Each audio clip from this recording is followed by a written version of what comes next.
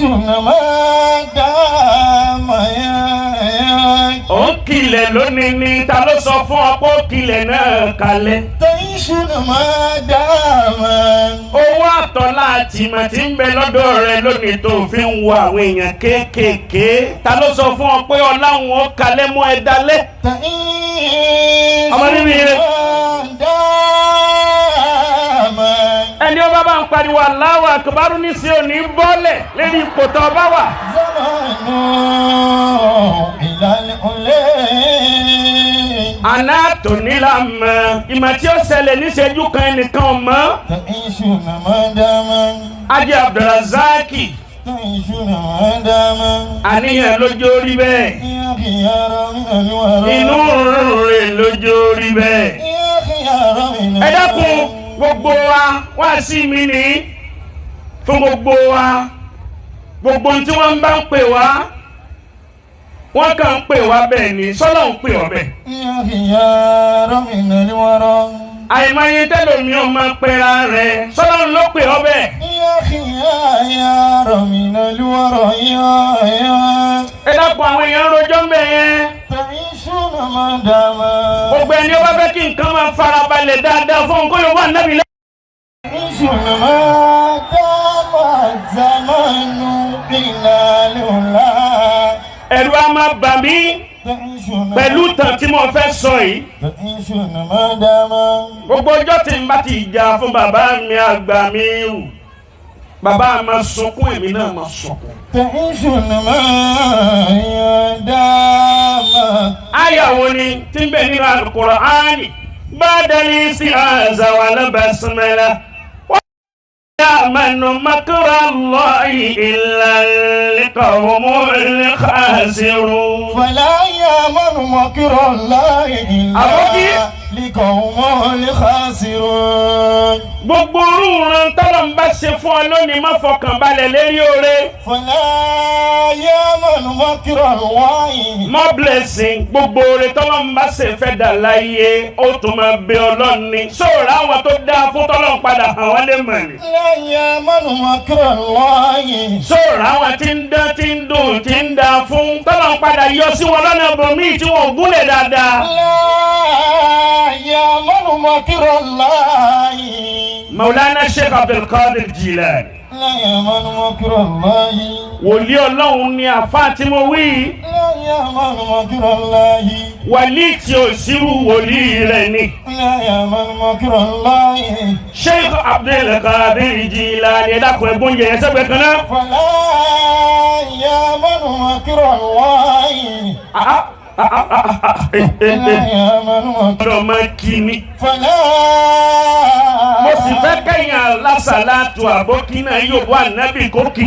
يأمن مكر الله إلا القوم الخاسرون Maulana afáńláńlá tí mo wí Sheikh Abdul Qadir Jilani يأمن مكر ọba àwọn wàlí ni. يأمن مكر الله lákòóso pẹ̀lẹ́pẹ̀lẹ́ lérí tí ń bẹ lọ́wọ́ rẹ̀ tí ń jó fèrèfèrè.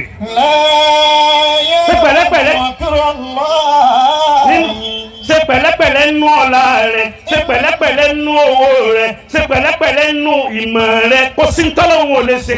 إلا Kọ́kọ́ kan لقوم balẹ̀. خاسرون Abdul Qadir ni wọ́n lọ pẹ̀lú àwọn ọmọ kéwú. لا يأمن مكر الله wọ́n lọ wọ́n wá rí ọ̀mùtí kan. لا ó ti يأمن mutí ó mutí débi wípé ìjà sínú gọ́tà ètò ń dìde. bọ́mù tí ìtìrí Abdul Qadir pẹ̀lú àwọn ọmọ kéwú àti mùrídì ó bá larúkọ mọ́ Sheikh. مكر الله ó ní ya Abdul Qadir ó ní ya Abdul Qadir. Allahu qadirun am ghayru qadir. الله قادر أم غير قادر أيكم الله Tọ̀yìbù am ghayru qadir ni ó wí. الله قادر أم غير قادر Allahu àti Qadiru. الله Allahu qadirun. Mubtada àti làbárì ni. Allahu qadirun. Qadirun am ghayru qadirin. Ó sì máa jẹ́ mudafu wa mudafu ilayh. Allahu qadirun am ghayru qadirin. Ó pariwo, ó lọ́gùn, ó lákọ̀ má ṣe wù lérí. Allahu qadirun. Pé ìwọ Abdulkadiri sọ́lọ́ ń tóbi kó ṣe àbọ́lọ́ ń tóbi tí ò lè ṣe. Allahu qadirun am ghayru qadirin. Àwọn ọmọ kéwú àtàwọn mùrídí wọ́n fẹ́ pakuru mọ́ ọmọkùnrin tó mutí yóò tó larúkọ máa fa àwọn eléyìí.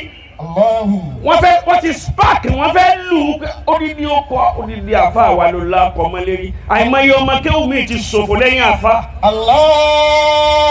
Níbi tó ń dá síjà tí ó kàn ẹ́. Allahu qadirun. Tó yẹ kọ́ ọmọ kéwú mi mọ́ kó rán tí ọ̀ràn tí ń lọ rán nǹkan mi ló fi di pé wọ́n padà rán kí láyé ni. Allahu qadirun. Ṣéwù ní ẹ farabalẹ̀. Am ghayru qadirin. Bó ti béèrè àkọ́kọ́ ṣéwù farabalẹ̀. Allahu qadirun. Ó tún lọ bó ṣéwù lẹ́ẹ̀kan sí. Ó ní yá Abdulkadir Allahu qadirun am ghayru qadirin. Ó tún wí lẹ́ẹ̀kẹta yá Abdulkadir Jilani Allahu qadirun am ghayru qadirin. Allahu qadirun. Ṣéwù wá farabalẹ̀. Ṣéwù ní kí wọ́n mú arákùnrin yẹn. Ṣéwù ní kí wọ́n lọ wẹ̀ fún. Subhanaka. Kí wọ́n fọnu fún. Kí wọ́n wá wàsọ fún. Sohibal izzati. Kí wọ́n kọ́kọ́ ṣe gbogbo nǹkan fún. Nígbà wọn wá ṣe gbogbo ẹ̀ tán tọkùnrin wọn máa tónítóní. Ṣéwù wá pe àwọn ọmọ kéwú pé ẹ fẹ́ lu ọ̀mùtí ilé kan ẹ mọ̀ pé béèrè ní ń béèrè lọ́wọ́ mi. Subhanaka. Ìbéèrè àkọ́kọ́ tó wí sẹ́yìn rí kó làákọ́ mọ́ mi lórí yẹn. Ó ní wa Abdulkadiri sọ́lọ́hún tóbi bí mo ti rí tóun mutí kóun má mutí mọ́ abọ́lọ́hún tóbi kò lè ṣe bẹ́ẹ̀. Ṣé wọ́n fún un lésì pé Allahu Qadir Ọlọ́run tóbi kó gba ọtí ìlẹ́nu rẹ̀ kọ́ ọmọ mọ́ mọ́. Sohibal izzati wal Ó dé ní. jabarut. Ṣé òun ní béèrè kejì tó béèrè lọ́wọ́ mi pé sọ́lọ́hún tóbi sọ lè ṣe àbí tí tóbi rẹ̀ ò lè ṣe òun ni wípé ìbéèrè lọ́wọ́ mi lẹ́lẹ́kejì wípé ṣé bóun ṣe Abdulkadiri ti rí yìí pẹ̀lú wìláyà tóun sọ fọ́lọ́hún kọ́lọ́hún ṣe nǹkan kó ṣe ṣé òun ọ̀mùtí náà lè padà dà bẹ́ẹ̀ sọ́lọ́hún tóbi kó ṣe bẹ́ẹ̀. Subhanaka. lòun ṣé òun fi fún un lésì pé Allahu Qadir Ọlọ́run lè ṣe bẹ́ẹ̀. Ya sohibal mulki wal malakut.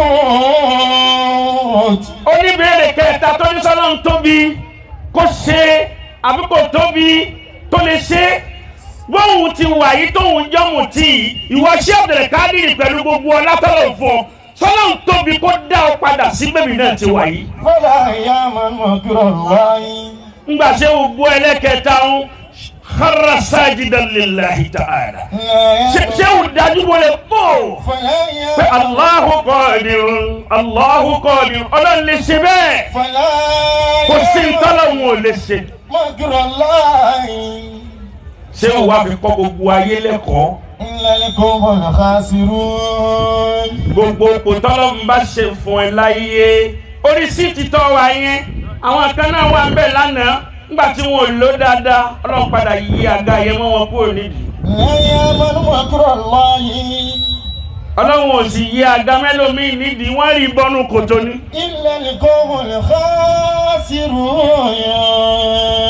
Gbogbo kòtò ọba wà láyé má máa jojú àwọn tẹ́jọ wà lánàá.